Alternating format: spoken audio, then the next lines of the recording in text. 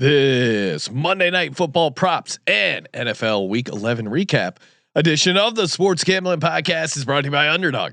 Underdog's hooking up new customers. Play just $5 and get $100 in bonus funds when you sign up with the code SGPN.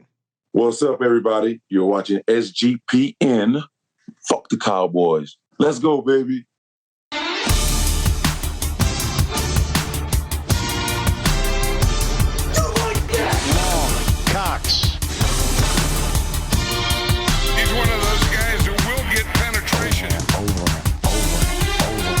It's a baby fucking wheel, man. San Diego Superchargers. Now go home and get your fucking shine box.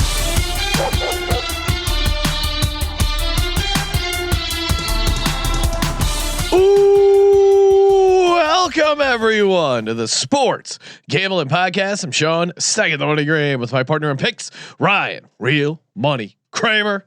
What's happening, Kramer? Dog. Got a little gold spray paint there at the end of the weekend.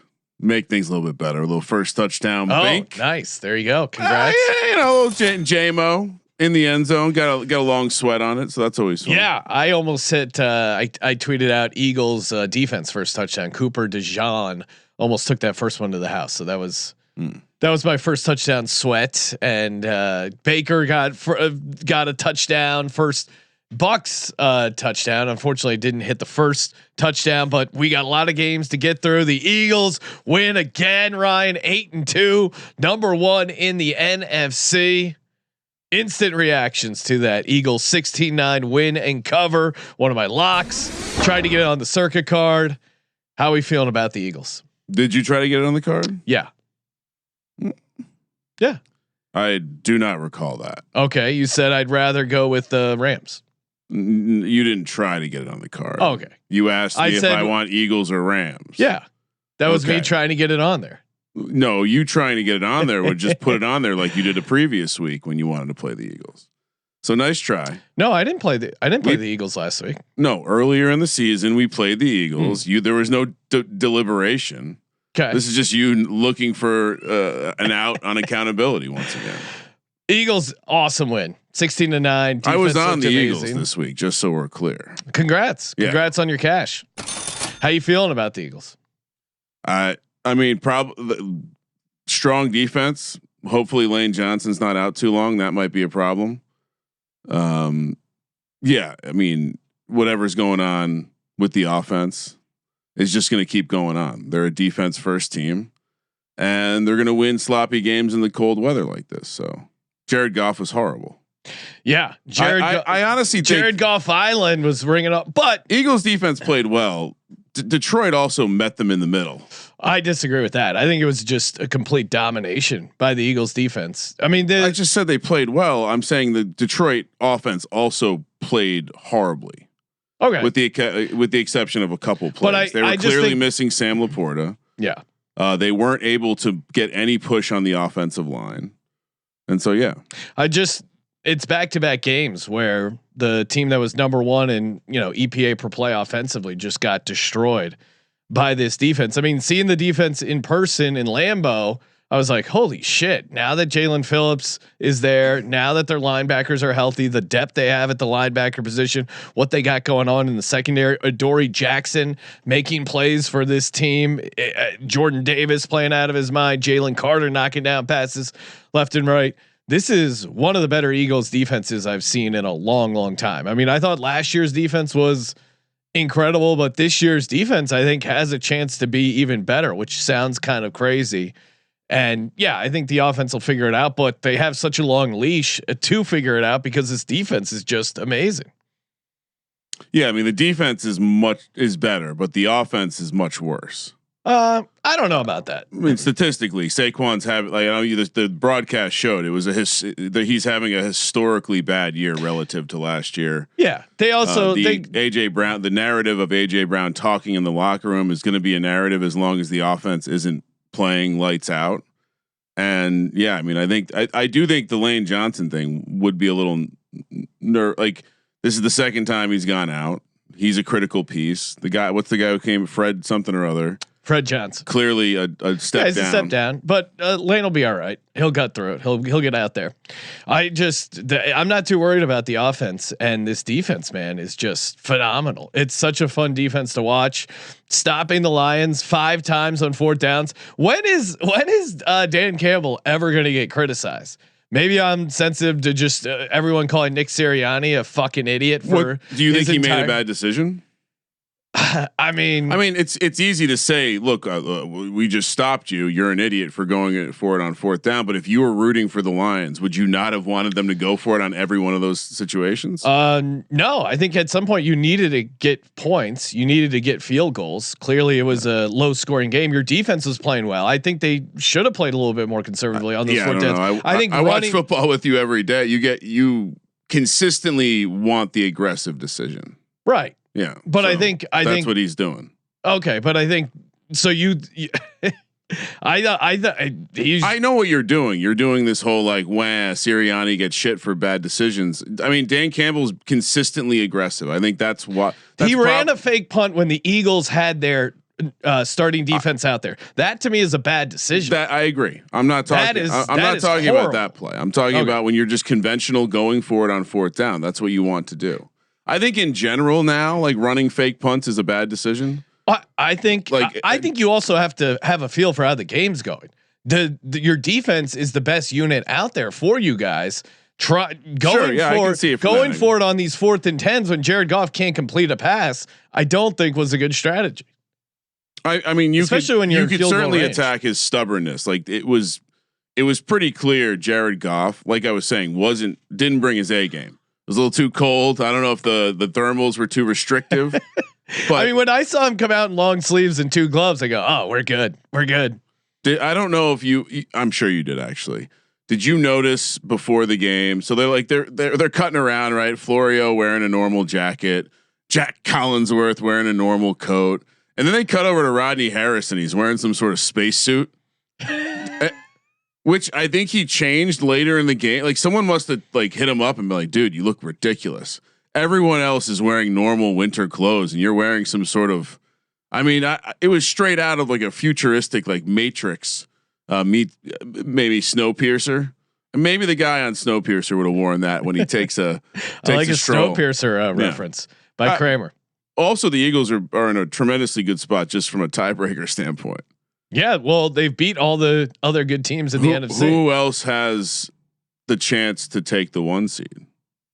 Well, certainly the Rams, but no, I'm saying of the teams that don't have it. Are there any teams that don't have the tie? That the Eagles don't have the heads up tiebreaker because they beat all the other. Well, they lost to the Broncos and the Giants. Giants. I don't mean to be cruel, Ryan, but they're not in the mix for the playoffs. That's fine. That wasn't again. Well, what was I was confused by your question. They've beaten the leaders of of the other divisions, basically. Yes. Yep. So who is it that can steal the 1 seed that the Eagles don't have the head-to-head tiebreaker on? Is it the Niners? Or maybe the Seahawks? They haven't played the Seahawks. Okay. No.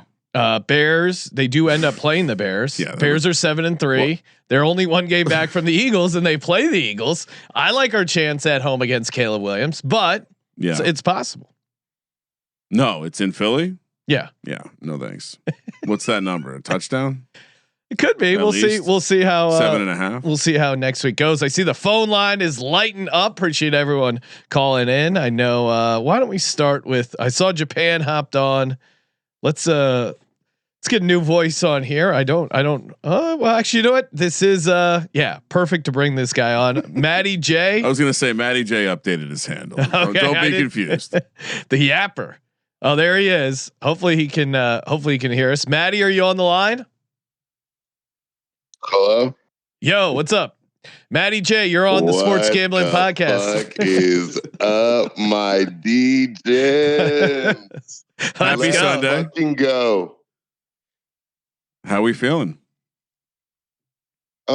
Kramer, I'm always feeling good. If I'm alive, I'm always feeling good. I need to get this shit out the way. First of all, I just want to say, if you're listening to this podcast right now, whether it's live, whether it's tomorrow, you're fucking amazing. You're doing a great job. I love you. Just keep fucking pushing.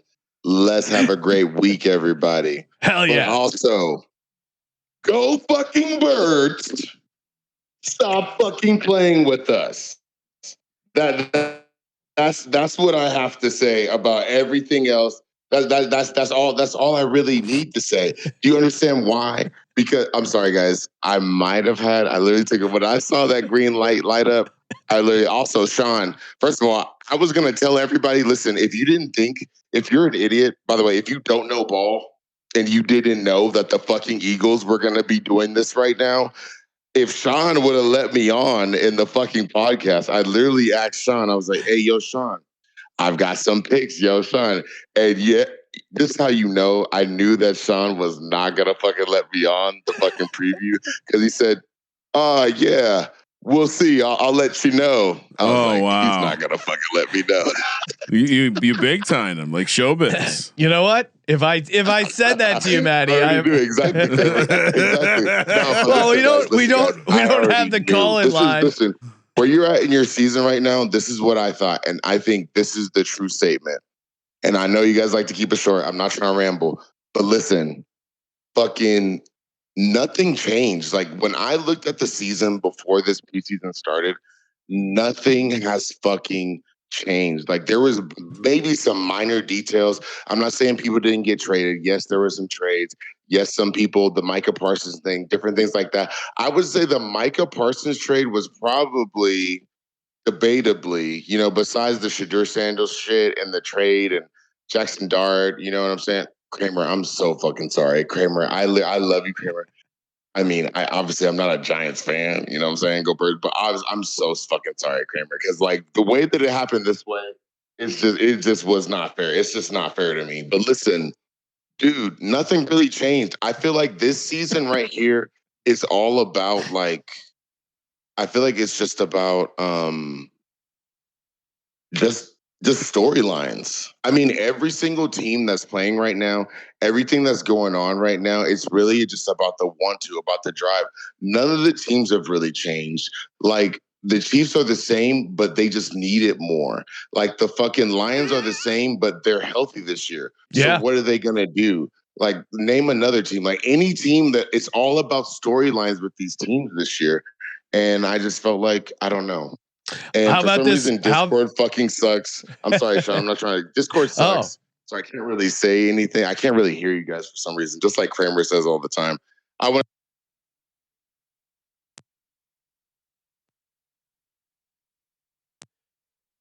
CJ, you guys help me cash.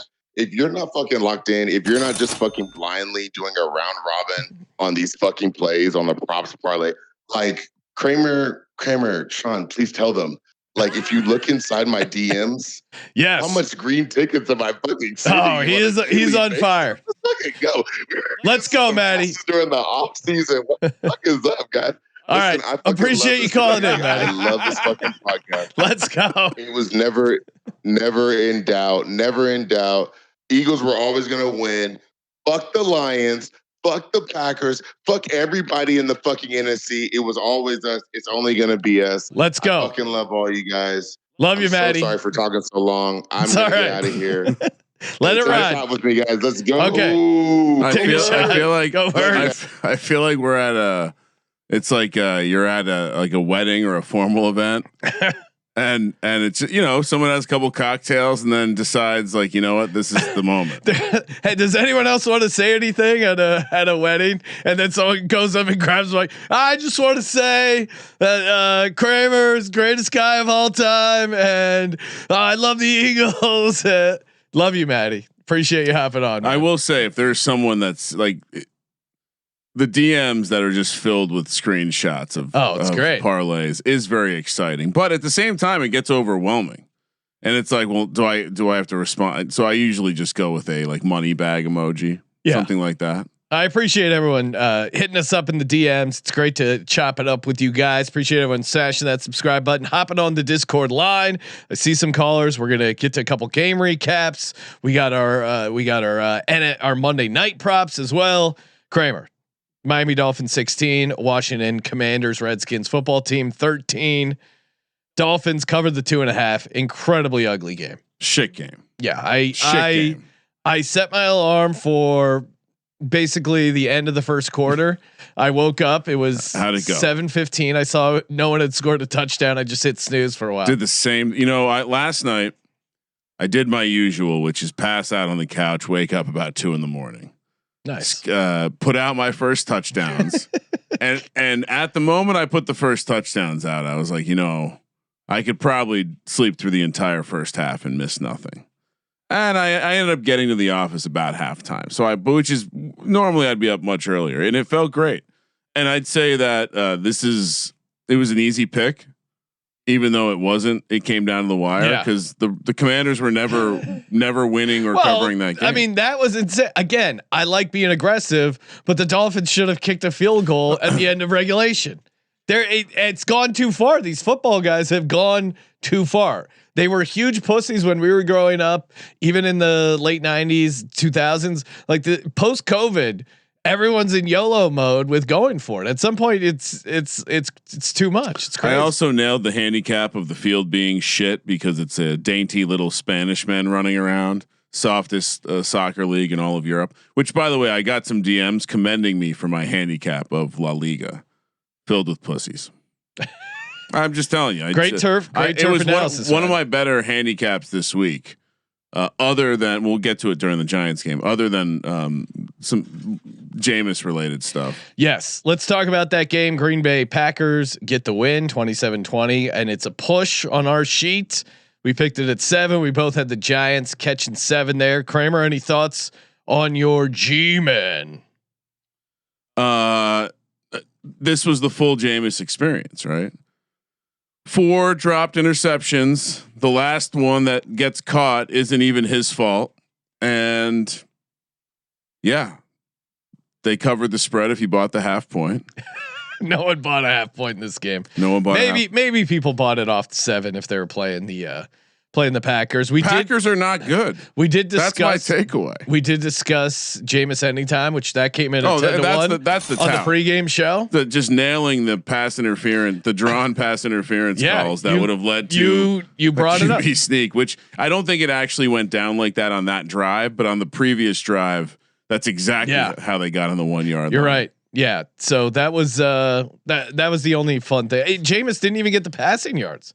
I still don't know how he got over 200 in the end. 201. Yeah, but it was a lot of that was they were just determined to run. Do you think the offense was better under Jameis?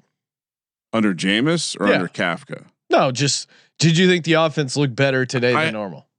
For a backup quarterback, I thought scoring 3 touchdowns against the Packers defense was fine, considering your best weapon and the receiver with the most yards and catches was Isaiah Hodgins, who wasn't on the team Monday. And so that's a positive. I thought the play calling from Kafka was, turns out, maybe Dable didn't like to run the ball. It's certainly a commitment to the run.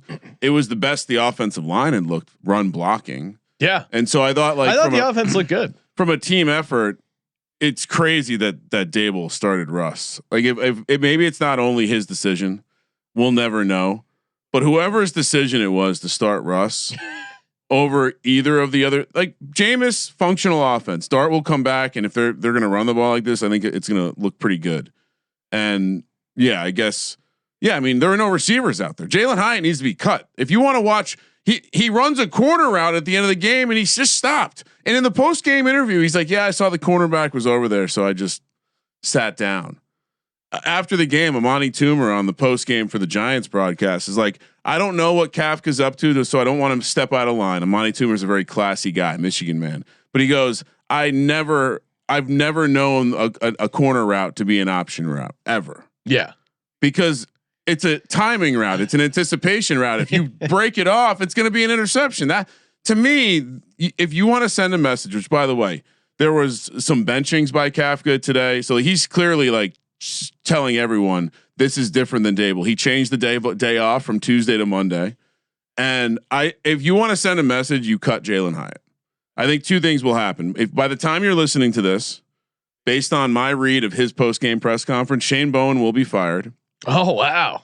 He said they asked him about basically roles, and he's like, "We're evaluating everything." And if they do not cut Jalen Hyatt to send a message, then Joe Shane's in on the fucking.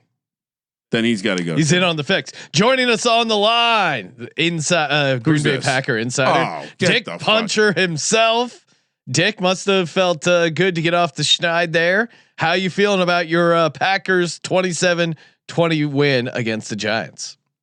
Go Pack, go, go Pack, go. Let's freaking go. I was at the game. I was at MetLife. I shout out for real quick that I missed the pregame today because I was at the game. And then last week, I actually got engaged last weekend. So shout out to Congrats. My fiance, the future Miss Puncher. She actually was the one who, a couple months back, it was an anniversary. She actually got the tickets for us to go to this game. It was her first Packers game. Right. She had an awesome time. It was an exciting game. I think I agree with you guys on the run game for the Giants was very good, but our run defense, like I was screaming my head off the whole time, like just fucking tackle, just fucking Tracy. I don't know. He made us look like terrible. I don't know why the Eagles weren't able to run more on us because looking at the games that were sandwiched, but that game was sandwiched between. You look at the Carolina game and they were just able to run right through us. I think that's a big issue for our defense. That's a bigger indictment on the Eagles' run game. I think, to be honest, I mean that you're pointing out that a lot of teams are running the ball on you, and the Eagles have not been one of them. So I'm just saying that's a concern, Sean. It's a concern. Yeah. I'll say real quick. The first half. I mean, you're talking, Kramer, rightly so. I know you guys have lost a ton of receivers and everything. And I agree with you, and everything you're saying on your end is completely correct. But I mean, on our end, look at what we were dealing with. I mean, we had like 9 drops today. It was, I had the guy sitting next to me, with Dobbs after the second drop. He's like, he just goes ballistic, and like I'm like kind of looking at him, and he's like, I got props on him, man. I'm like, oh, what do you have? I got ATD. I'm like, dude, they're not throwing him in the end zone after this. He's like, but it was a great game. I know like people, I knew what was going to happen. The second Malik Willis came in for a series, I was like, God damn it. He's going to get on the field. He's going to get a touchdown. And then all the internet haters are going to come out Kramer. of the woodwork.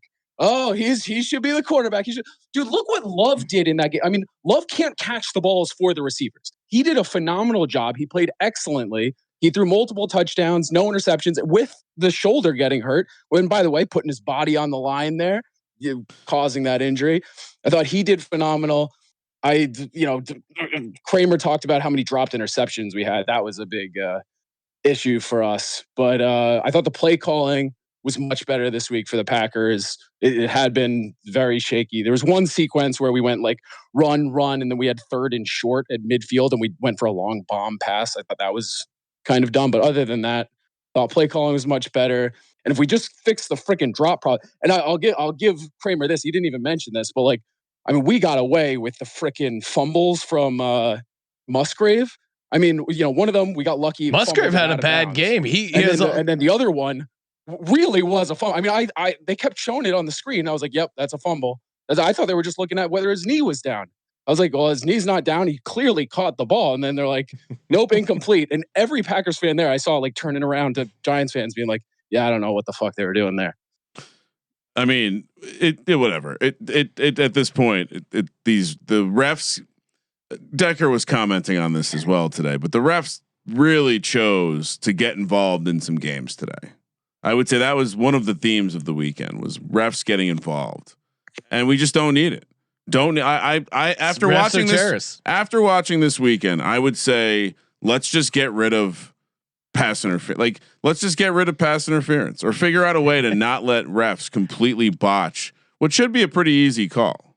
But they want to, they want to get on the screen. They want to throw their little flag. The thing is, I bet they're gonna make it reviewable. Would be my thing of how they fix it. Yeah, I don't know if it'll fix it, but I feel like that's what they're. I mean, it's not the crazy pass interference is reviewable in college. Yeah. Yes. One last thing I want to throw out there before I get off: special teams. I mean, what the fuck? First of all, all right, we bring in Haversick as our kicker.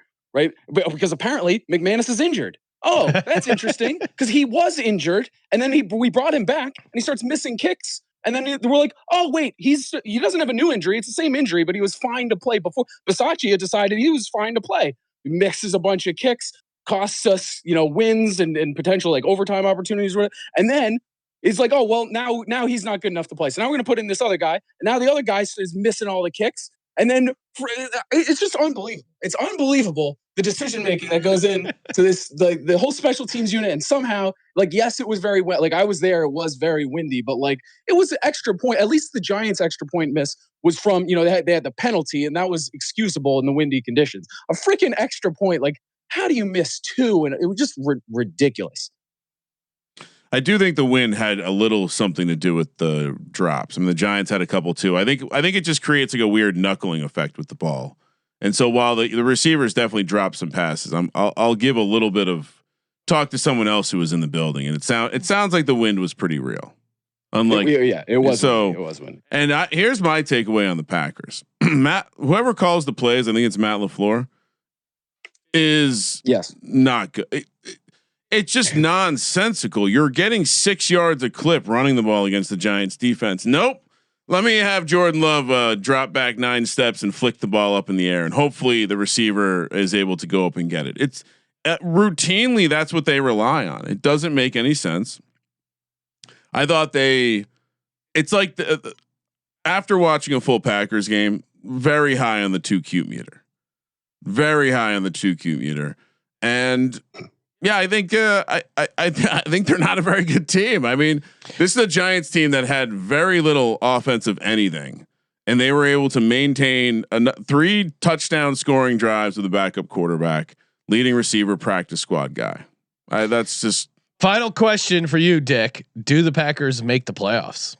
Oh, yes, I do think they'll make the playoffs. I do think that. I also shout out to I do find it hilarious that 11 weeks in, the Bears are leading the North. It's hilarious, but they haven't beaten a single team. Like, forget about like a team with a winning record. They haven't beaten a team with like a record over 500. I think the only team that they've played with a record of 500 or better dropped 50 plus points on them. Somehow they're in there. And you can only play the teams on your schedule, Dick Puncher. All right, thanks, Mr. Puncher. Congrats on the engagement. Boys. Let it ride. I think Caleb Williams might be close to overtaking Jordan Love in my quarterback rankings. Oh, wow. Yeah. That is spicy, Ryan. All right, we got more calls coming up. We'll get to you guys. Stay on the Discord line. And of course, a reminder, we're brought to you by Novig. Great way to get down on the action. Novig, America's #1 sports prediction market, available in a ton of states. Use that promo code SGPN. Spend $5, get $50. And of course, yes, available in a bunch of places. They got a bunch of props. Great, some great prices on the no touch or on the first touchdown market. Got some great numbers. Fortunately, none of the great numbers came through, but definitely check them out if you're getting down for Monday Night Football. There is. There are just so the many. JMO price on Novig was, I believe, $13.50. Yeah, maybe even $15. And a lot of people were saying, cashing 12 to 1, 11 to 1, which is good. But why not? Why not get the best price available? Great way to get down if you're in a state where you think you might have limited options. Download the Novig app. Use that promo code SGPN. Okay, Kramer, got a couple more games. I see Olan waiting. I'm sure he wants to talk about the Bears. In the chat, all caps, get me on now. All right, Olan. I think he wants to return serve that Bears dig. Well, let's just real quick. Yeah, get through it. Bucks, Buffs, aka Buffalo Bills. Ugh. Buffalo Bills win 44-32. We pushed on our pleaser legs, Ryan, because we had the Bucks at 6, getting the 6. Frustrating game because when Dean went out for the Bucks, kind of knew that was going to be huge for them. They really got into a game script where they just couldn't keep up. They were trading volley for volley with the Bills, and they were kind of hanging around. And then there was a 4th and 2 where the Bucks were on their own side of the ball. They were down 6 or whatever. I said to you, I was like, they got to go for it here. I know there was a lot of time left, but that Bucks team just couldn't get a stop. Hats off to Josh Allen. He had a massive game, but I still think if you're a Bills fan, you got to be a little worried about that defense. 3 rushing, 3 passing touchdowns. Second time Josh Allen has done that in his career. It's been done 3 times in NFL history. Do you know the other person? They were circulating it a bit on the post game shows. Do you know the third person or the second person and third overall time to have 3 passing touchdowns, 3 rushing touchdowns. We guess Steve Young. 1954, Otto Graham. Oh wow. So it's one of those records. Yeah.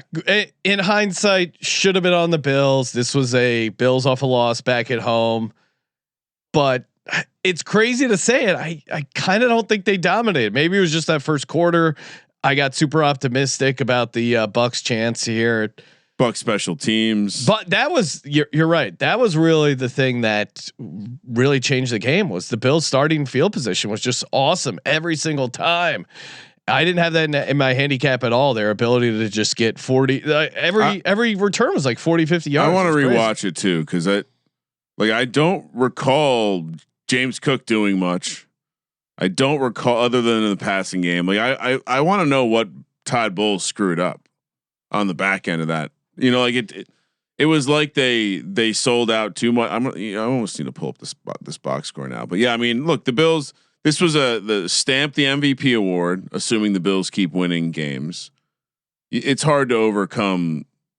Like any of the guys chasing Josh Allen aren't putting up the counting stats. Yeah, for MVP, the thing is the Bills are what 7 and they need to get that number 1. I mean, I think he's putting up numbers that could allow him, like touchdown numbers that could allow him to not necessarily be the top seed.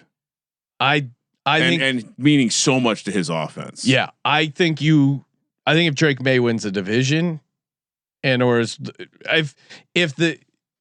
can't be second place in the division and win MVP. I kind 100%. Of agree with you, but I also don't think that's the way it will play. The media's rock hard for Drake May. They love a new storyline, and it would be justified if they end up winning the AFC East. Yeah. If they win the AFC East, he's getting MVP. Okay. 100%. Yeah. I mean, I think that's how it should go down. I'm just saying, I don't know if it will be how it goes down. Yeah. James Cook, 16 for 48. Mahomes has to be off the MVP list. Finally. Does he? They can still finish 12-5. Cincinnati, they were the favorite to. I mean, we'll have to see what I'll pull up. The futures are going to be interesting. Bengals 12, Steelers get the win and the cover 34-12 against the Cincinnati Bengals. Got cute here, maybe with the Bengals. This was a good revenge game for the Steelers. The 2 defensive touchdowns really blew it open. Aaron Rodgers got knocked out of the game with a hand thing, but the Bengals offensive line hanging on by a thread, and their defense continues to be horrible. Not a ton of takeaways here. This was a Tomlin spot we should have been on him as a favorite. Yeah, it would have been tough for me to get on this spot. And even just the way it happened, right? It was a couple defensive touchdowns. Like the defense was heavily involved in the outcome, which I guess does make sense. But they scored 2, right? They scored 2. Yeah. So that's, I mean, okay. Yeah, maybe we should have been on that side. And I don't know. The Bengals are officially dead, right? I think so. Houston Texans 16, Tennessee Titans 13. Houston gets a win. Not the cover. Our buddy CJ stays alive in the Circus Survivor. Knock on wood for CJ. They also burned my first half parlay by no showing the first half there. This was just a ugly AFC South game. Neither team looked good. They both looked pretty horrible, but I guess congrats to Cam Ward with that last fourth quarter drive to tie the game up. Yeah. I mean, he still had a lot of bad plays. Lot of bad and plays. I think maybe we got a little too out over our skis about Davis Mills. Although he did make some good throws. Nice throws. Honestly, they couldn't run the ball. Yeah. That was the issue with the offense. And so and bad. I felt like they had some bad goal line plays. Yeah, I mean, I think that comes with not being able to run the ball. You try to run when you're not running the ball well, and you try to run the ball like a ton of times inside the 5-yard line and just keep going backwards. It just. Well, and clearly this Texans team is not the same without our buddy Kaimi Fairbairn, right? Oh my God! Continues to be out. Do they? They really do. All right, next game, and we'll bring Olan on because the Chicago Bears get the win, 19-17, win outright as a dog against JJ9 McCarthy. Worst number on the board last week. I mean, you can't make 9 a favorite. Yeah, that was 9, but you ain't 6'7", motherfucker. That's for my kids. Yes, 6'7",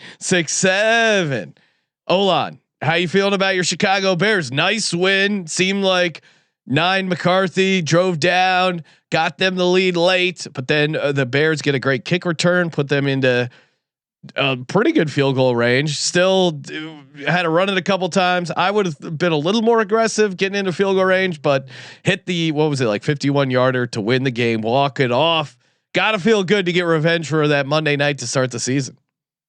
Boys, real talk before we get started.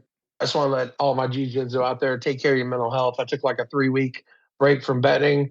I came back and cashed this week 2 units on the Eagles -3. Half a unit on Jameson Williams' first touchdown. Thank you very much, Kramer. Make sure y'all take care of yourselves. But boys, Caleb Williams, he paints his nails with the blood of his enemies, and he has ice in his veins. Man, it is, and sprinkles. It feels so fucking good. It's like Chiefs fans 2 years ago.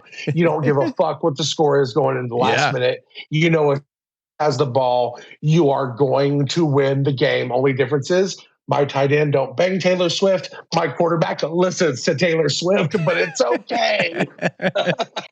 Well, Kelsey does. I like that. That's good. Travis Kelsey is also a huge fan of Taylor Swift. Yeah, yes. I think Caleb continues to improve, I would say, as a quarterback. And to your point, this team just kind of has that ball bouncing right for them, the turnover mojo. They obviously turned over 9 McCarthy. Maybe they should have even won by more considering the turnover differential. Oh, That's yeah. Probably they still have. Absolutely. We left a lot of fucking points on them. Yeah. Well, that's the element of the remnants of being bad is that you're still going to let teams get back in the game. Is Caleb the top dog in terms of when he wants to rip it? He's got the most velocity right now.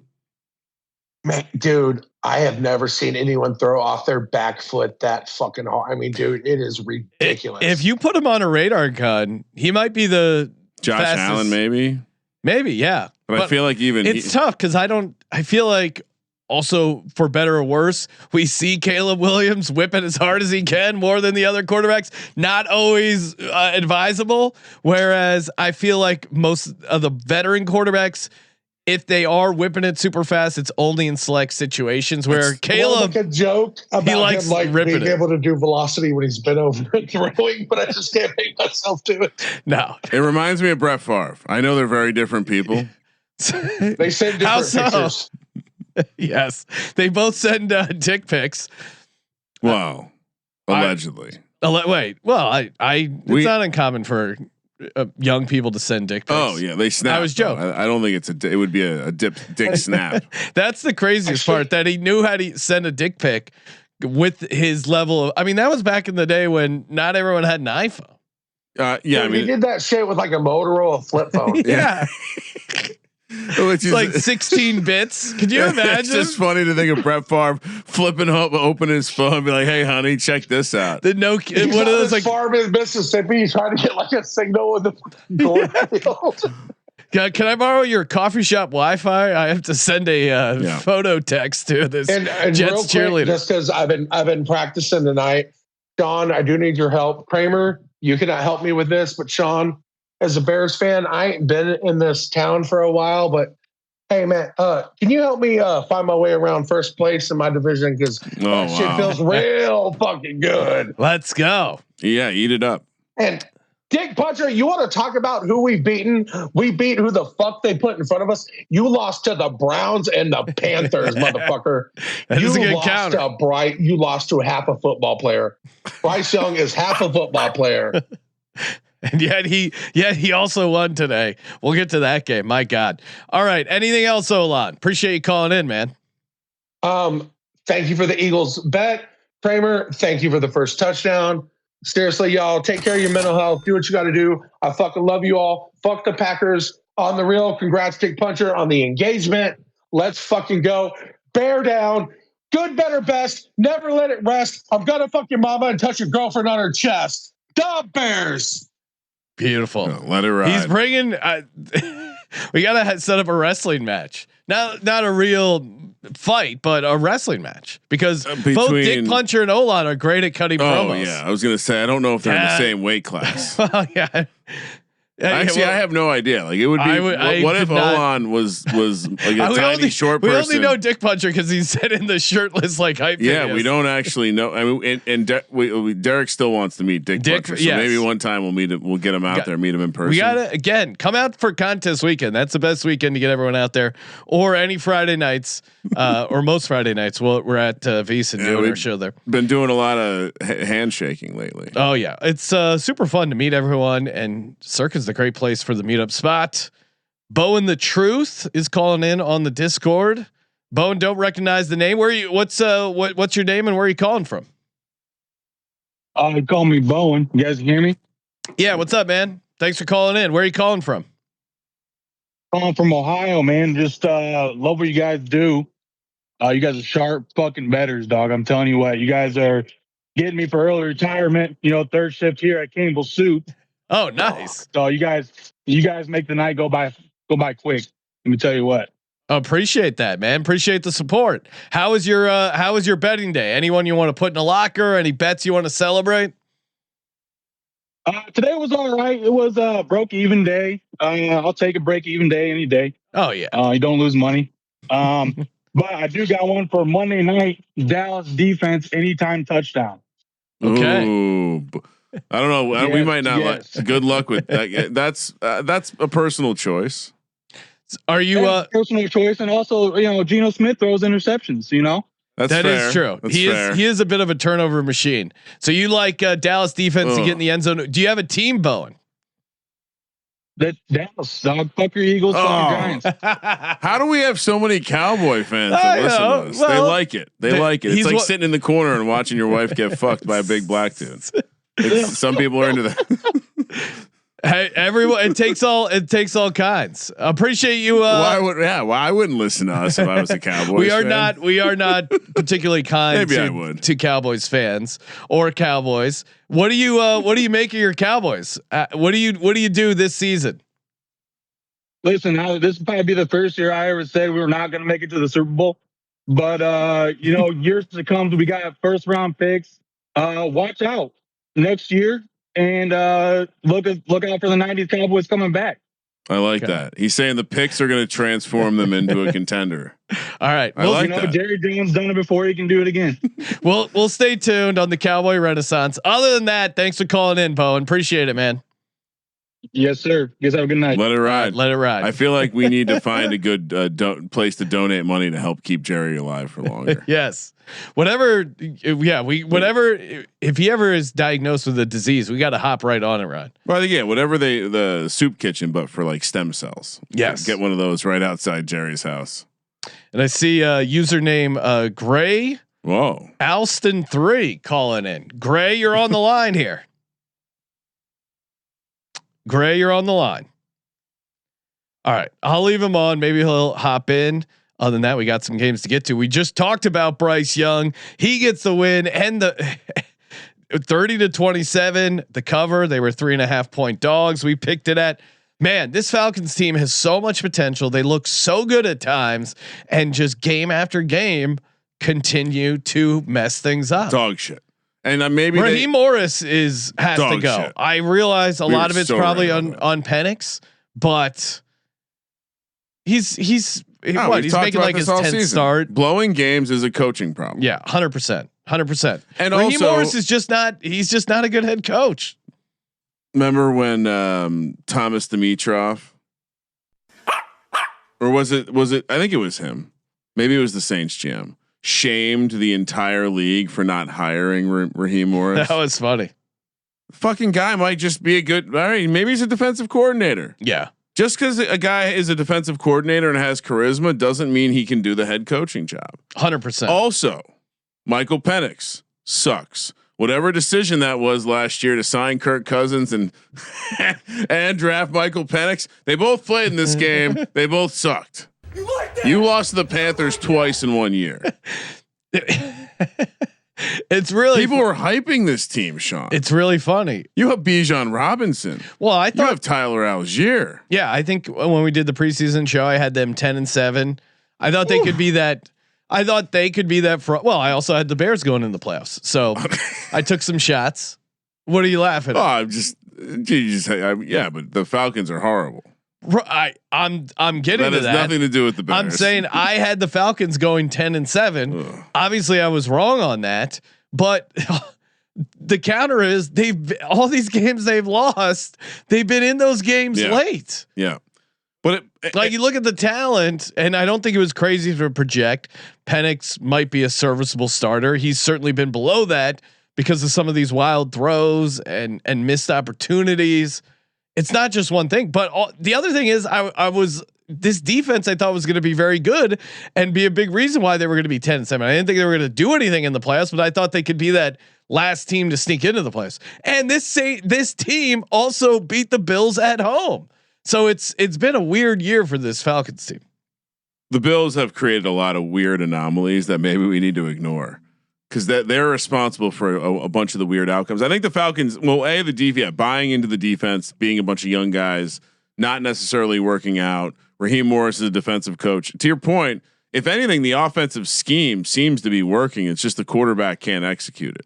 Yeah. I mean, we hear about how Darnell Mooney's all the time. I mean, open all the time. Kyle Pitts, drop city. Yep. Drake London, good. And the running back's good. And I just think that's not enough at this point. Especially when you have a quarterback that isn't mobile and just stares down his receivers. But all of that being said, to your point, they're playing competitive games, but they're finding ways to lose. And yeah, I think there's a clear, for all the things that happened today, I feel, even though Baker lost, I still feel good about them to win the division. And by the way, those future odds we were talking about. Well, the Panthers are only a half game back. I know. I don't care. It's crazy. That's not like a frightening scenario to me. They're breathing down their neck. Keep pounding, right? Baker's short, but he's not Bryce Young short. So the Chiefs are no longer the favorites to win the Super Bowl. The Eagles are.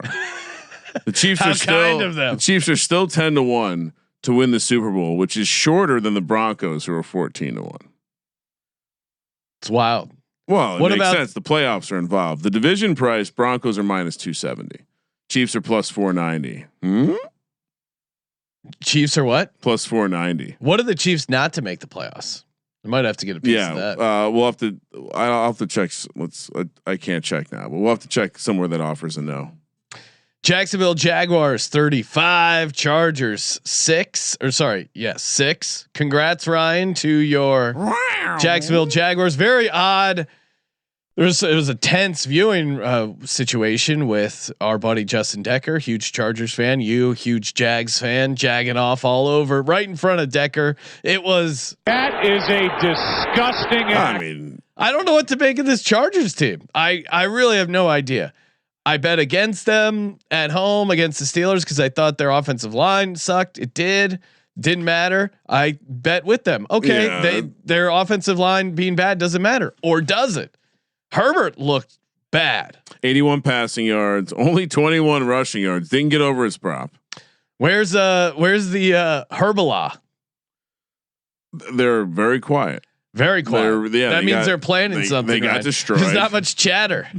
Yeah, they've lost the terrorist group of Justin Herbert fans. Herbala, who, if you say anything bad about Justin Herbert, remember when they were giving him the MVP week 1? Well, and now he's 0-1 against his brother. That's pretty embarrassing. We got to do a breakdown. His brother looks exactly like him. That same acne sense. patterns. Well, they are brothers. Yeah, it's just funny to see another Justin Herbert. Both went to Oregon, wearing a different uniform and talking slightly different, and not making good enough to be on the team. Especially from when Justin Herbert was younger, just peak Herbert acne. Yeah, I would say that this feels like one of those just no shows. And a little bit offensive line. Jags defense also played better. They did. So, I mean, 5-1 for the Chargers also to win that division. Yeah. And they're only 2 games back. Broncos. We'll get to that game. Regression's coming, right? For the Broncos. Isn't that what they say? I don't know. Maybe next season. Let's talk about this Rams game. The Rams get the win 21-19. Don't get the cover. If I was putting anyone in the locker, I don't even know who to put in for this game. Maybe Sean McVay. Guys, We just did. Maddie gets the plays out there. Stafford, Chunky Soup. The thing is, Chunky Soup. I lost my. I love his Campbell's commercial involves him interacting with IT. Like what the. Like this guy is such a nerd of a coach. They got to bring IT in. He's a football coach. This game was super annoying because I felt like I nailed the handicap. I said this Rams defense is very good. They're going to be able to turn over Sam Darnold. They own Sam Darnold. They can turn him over. Yep. I thought they're going to be able to move the ball a little bit against the Rams, which they did at times. They got 4 interceptions against Sam Darnold and didn't cover the 3-point spread at home. And saw it coming a mile away when it was what 14-12. They get the touchdown to make it 21-12. And in my head, and I may have said it aloud, I go, that sucks. I almost like this bet better if they're up 17-12 because now they're up 9 points. The back door is going to be sitting wide open. Seattle gets in there, gets the back door. Just and they did have a chance to win the game. What was it, like a 61-yarder? They're late. This Rams team is really pretty good, and I think Seattle is also a very good team. But I think we saw this. Darnold is going to struggle with elite defenses, so I don't think they have a very high ceiling when it comes to the playoffs. Well, is there a chance they play the Lions or the Rams? Because those teams have given Sam Darnold a problem over the last. Sam Darnold has lost 5 times since the beginning of last year to the Rams and the Lions. That's crazy. I don't really have much to add. It's think just crazy to get 4 interceptions and not win by margin. I would say I guess that's just that should be seen as a compliment to Seattle's defense. There is a little bit of like home runs or strikeouts to the Seattle offense. They're constantly taking shots down, the big shots. And they're able to absorb these turnovers because the defense is that good. And I thought the Rams forgot about the run. Yeah. I thought early in that game they were establishing the line. They were dominating the line of scrimmage, and McVay tends to do this from time to time. They forgot about it, and they just kept spamming the Puka plays. Some bad they had bad time management. If they have a quarterback sneak play, they win this game by margin. Greg Olsen does this whole diatribe about how whatever they do here, they have to make sure the clock keeps running in the end game scenario. Can't be an incomplete pass here. And Stafford missed some guys, Ryan. 15 of 28, 130 and 2 touchdowns. Back issues, maybe.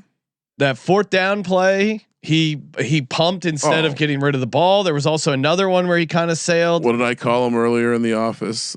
Half a back. No, worm burners. There were some missed throws for Stafford. It's a turf, so there probably wasn't any actual worms like back in the day, but it felt a little bit like peak McNabb, just for no good reason, throwing it hot as hell right into the ground. Some missed throws. This game was kind of annoying, but yeah, Rams get the win. Don't get the cover.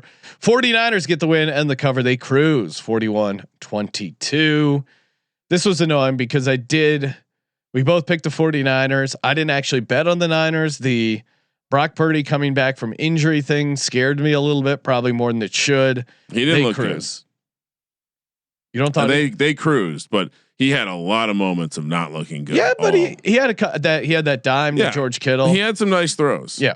I feel like a lot of the touchdown stuff was wide open, schemed Shanahan scheme stuff. Shanahan. Yeah, but the throws when he had to make a throw is where I thought there were some problems here. This game was over right away. I don't know if you saw Jacoby Brissett set an NFL record for completions.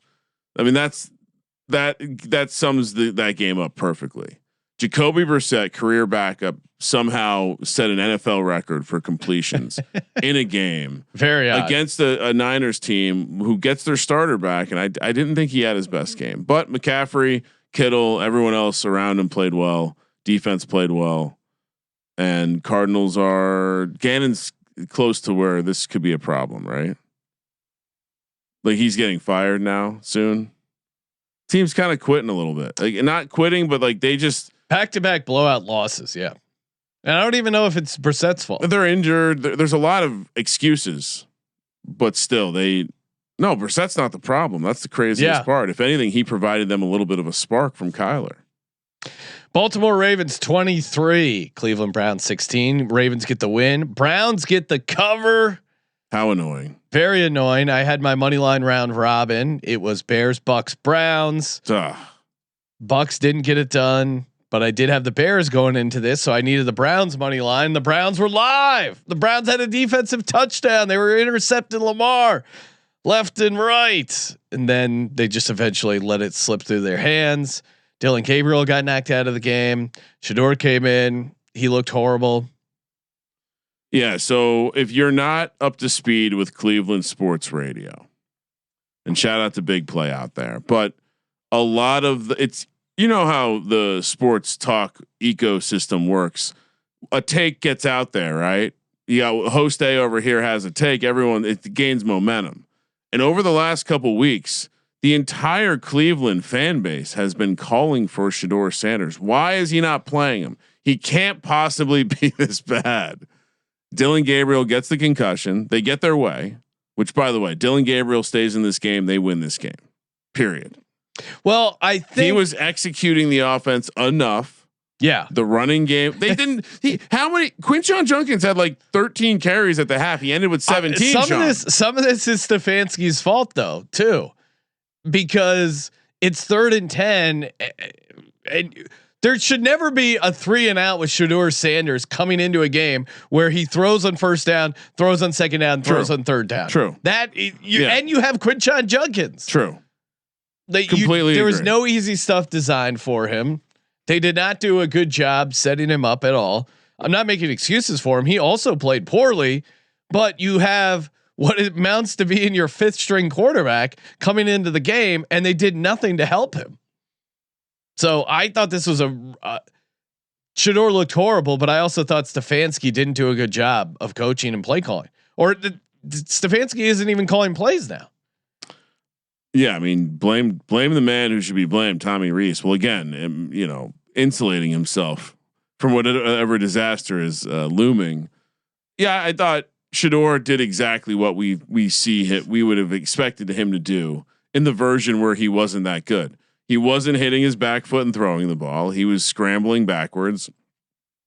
But and in general, he looked unathletic.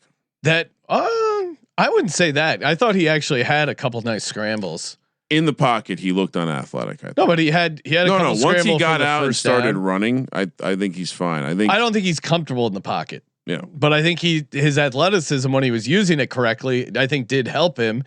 And he had a nice throw into the end zone there when they were driving. I forget who it was. Had the ball in his hands, ended up getting pulled out. Like you gotta. I thought all of his bad throws are because he's not throwing the ball. Like step into it and fire it. He wants to float everything. Yeah. So Gabriel stays in the game. They win this game. I thought, to your point, Stefanski has a little bit of blood on his hands, but that was unfortunate.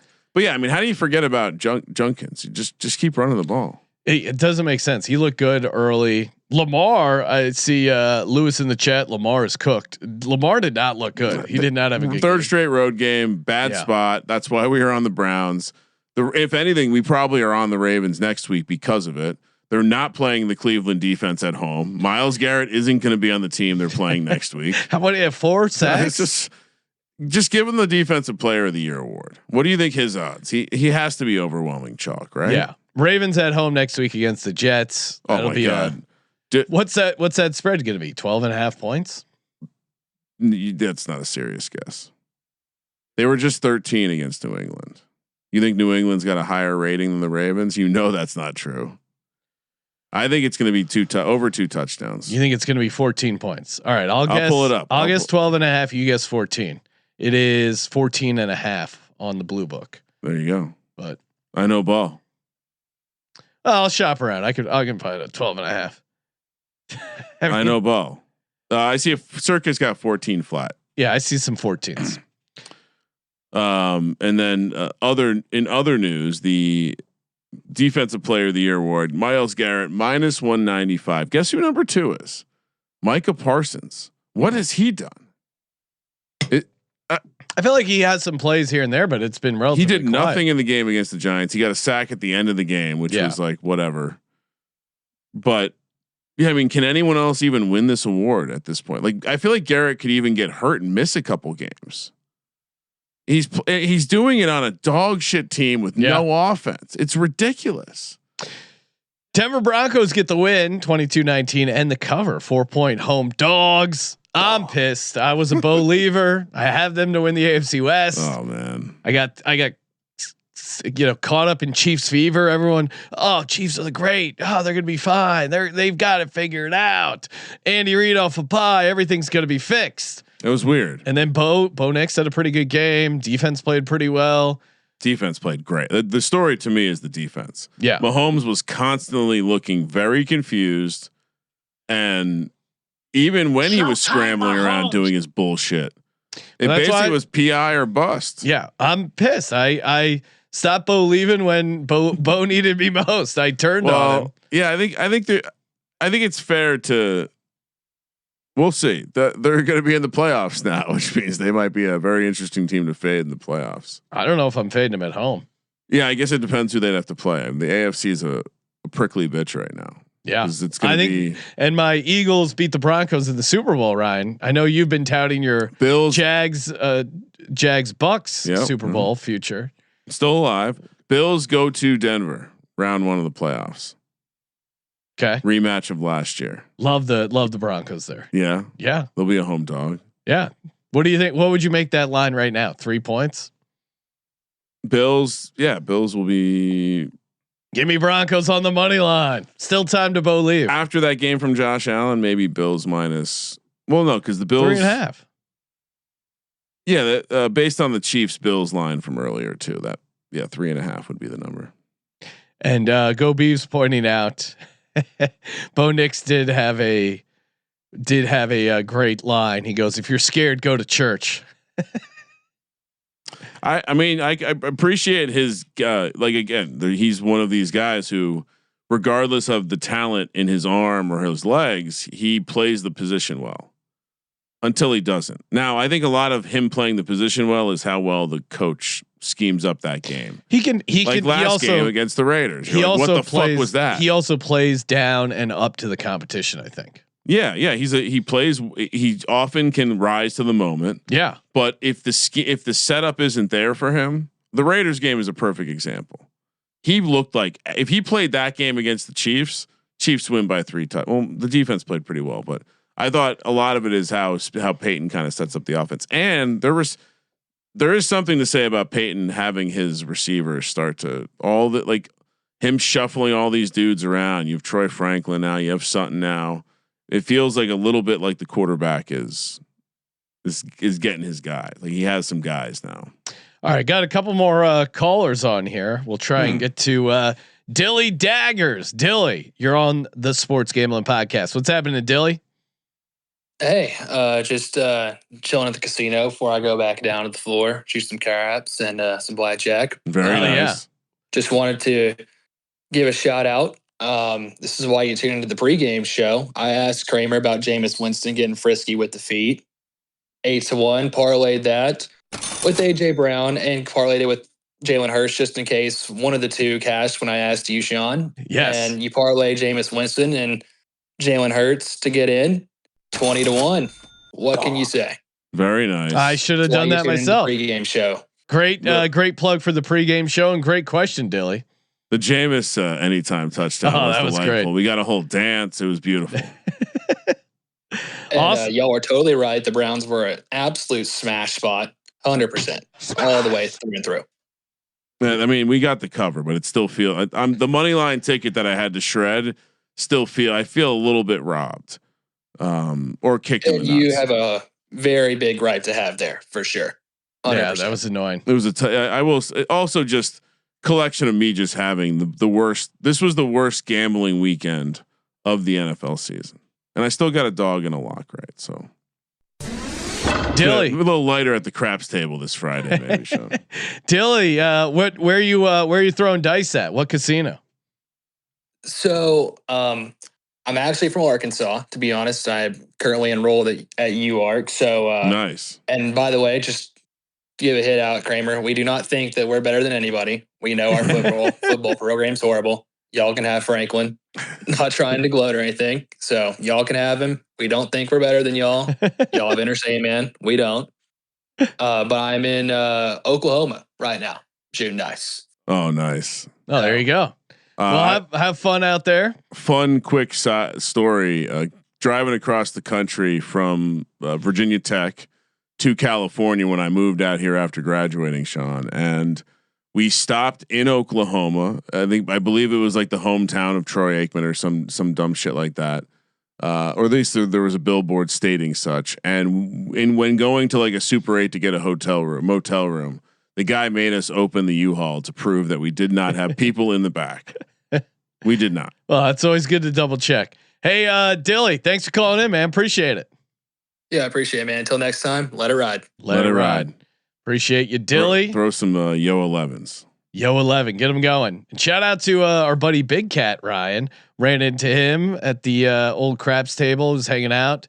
Him and his wife, his son, Christian, met him. It was fun. Oh yeah, a whole family affair. Yeah, having some cocktails. It was great. And then Big Cat was hanging out with us, craps table. Dice came to him. He's like, I don't want to roll. Everyone's like, come on, roll. Meanwhile, he hit some nice numbers. Yeah. The guy next to us that didn't know any of us kind of called. He was like, you got to roll, man. He was like, pussy. You're not going to win with that attitude. And then he won a nice little run. We ended up getting cold on the dice later, including to where I was. At one point, I'm like adjusting my dice throwing to mix up the mojo, and I don't even think I hit the board. I just hit this chick and some other guy. Right, so it must have. I don't think it didn't hit the felt at all. It maybe hit the chip holder. Let me explain, because it was wide right. There's some wind in that circa. So I've seen people, if you're on the side, if you're on the side, I've seen people, because it's kind of an awkward throw, to throw it down the board, kind of miss and hit people. You were dead square center. Like, you're pitching from the mound. Yeah. You have the best spot on the craps table. You're square to the board, long way. And you take these dice, and I don't know if you got the hand got a little sticky on the backhand throw, but these people had just come to the table too. They had just all cashed in.